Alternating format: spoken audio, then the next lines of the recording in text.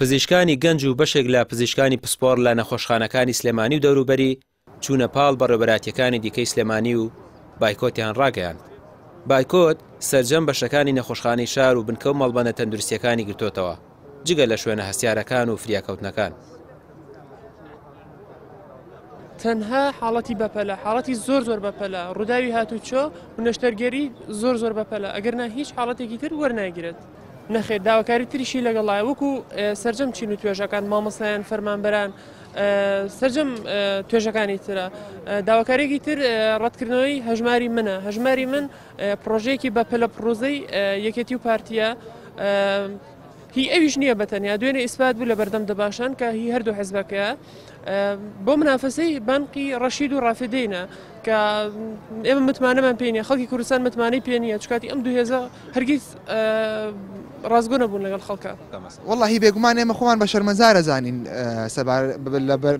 لە بەرامبەر خەڵکی بەژمێنەتی کوردستانە کە ئەم هەموو عەزێتی کێشاوە بۆەوەی کە بتوانن لە پاشە ڕۆژە بەخۆشی بجین، بەڵام ئەمە جارێک و دووجار و سێجار نییە، وان نزیکی 55 ڕۆژە کە موچەکانمان نەهاتووە بەڕاستی لە ئاخر موچەوە. ینی ئێمەش لە کۆتاییە مرۆڤین پێویستمان بە موچەکانمان هەیە بۆ ژیانی خۆمان. بایکۆتکردنی ناوەندە تەندروستیەکان یەکسانە بە ڕوودانی کارەساتی گەورە، نەخۆش و دەردەدار ڕۆبەڕی گرفت دەبنەوە، بەڵام پزیشکان دەڵێن ئەوە لە ئەستۆی حکومەتە، لەوە زیاتر ناتوانن بە گیرفانی بەتاڵ دەوام بکەن. تا ئێستاش کە ماونەتەوە تەنها لەبەر نەخۆش بووە. ئەم پزیشکە گەنجانە تاکە سەرچاوی داهاتیان موچەکەیانە. سەرەڕای ئەوەی ساڵی ڕابردوو 3 موچەمان پێ نەدراوە، لە ئێستاشدا کە 54 ڕۆژ بەسەر وەرگرتنی دوایین موچەمان ڕۆشتووە لە بارودۆخێکی سەختی ئابووری دەین، بە شێوەیە کە بەشێک لە پزیشکان توانای دابینکردنی خەرجی ڕۆژانە و تەنانەت خەرجی هاتوچۆی داوامکردنیشان نەماوە.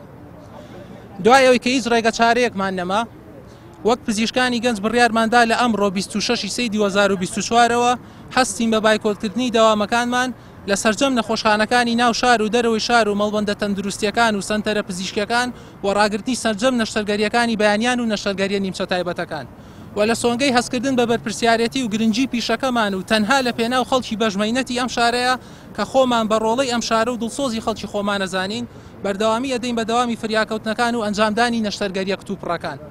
لە کۆتاییشدا داواکاری لە حکوومەتی هەرێمی کوردستان دەست بەجێ دەست بکات بە دابەشکردنی شایستە داراییەکانمان و ڕای ئەگەیەنین لە ئەگەری دابەش نەکردنی موچەکانمان هەڵوێستی تونترمان دەبێت و ئۆباڵی ژیانی خەڵکی ئەم شارە کە خۆمان بەشێشین لێی لە ئەستۆی لایانی پەیوەندیدار واتە حکوومەتی هەرێمی کوردستانە.